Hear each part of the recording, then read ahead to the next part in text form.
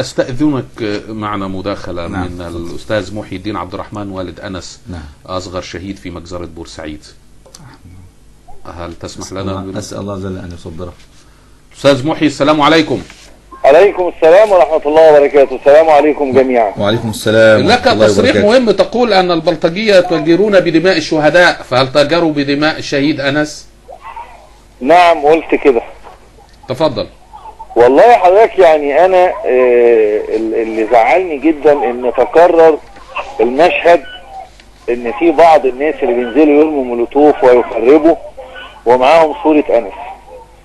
فأنا طبعا يعني الموضوع ده كان عندي عليه كذا مرة، حذرته يا جماعة أنا ما أحبش حد ينزل بالصورة، وخاصة إذا كانت المظاهرة مش سلمية.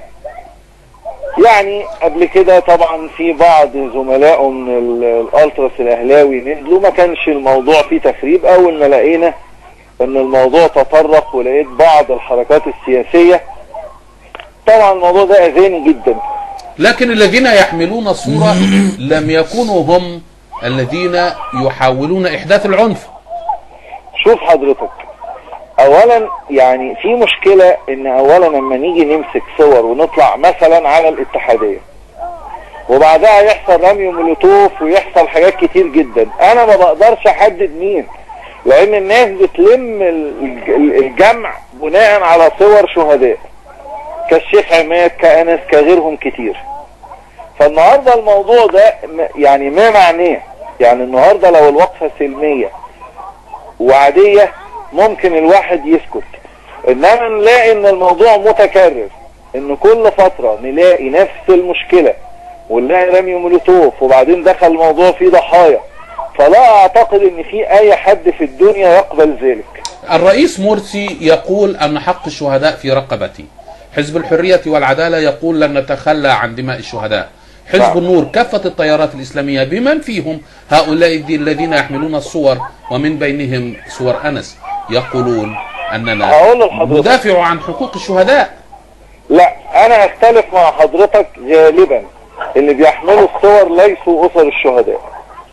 أسر الشهداء حضرتك يعني إحنا مثلا أسر شهداء بورسعيد لما بننزل مع بعض ويبقى في هدف ويبقى في مطالب ويبقى في حاجات محددة. اما يعني انا بس الحاجة اللي انا قلتها وما زلت بطلبها من دكتور مرسي، تفضل، ان يجب ان يفعل مش مجلس قومي للشهداء، رابطة لكل اسر شهداء، سواء كانوا في مجزرة بورسعيد، سواء كان محمد محمود، سواء كان مسبيرو، سواء مجلس الوزراء، سواء الثورة الاساسيين، وهم فقط اللي يقدروا يتكلموا عن الشهداء. لان في مشكلة في القصاص لازم الناس تفهمها، ان القصاص لأولياء الدم، وأولياء الدم هم فقط أسر الشهداء. اما ان انا الاقي اي شكل سياسي عايز يكسب مكاسب سياسية فيحط الصور ويمشي بيها بمطالب وفي الاخر الاقي عنف ونلاقي مولوتوف ونلاقي ناس بتموت، اعتقد ان لا احد ابدا يقبل ذلك. أستاذ محي ألف شكر.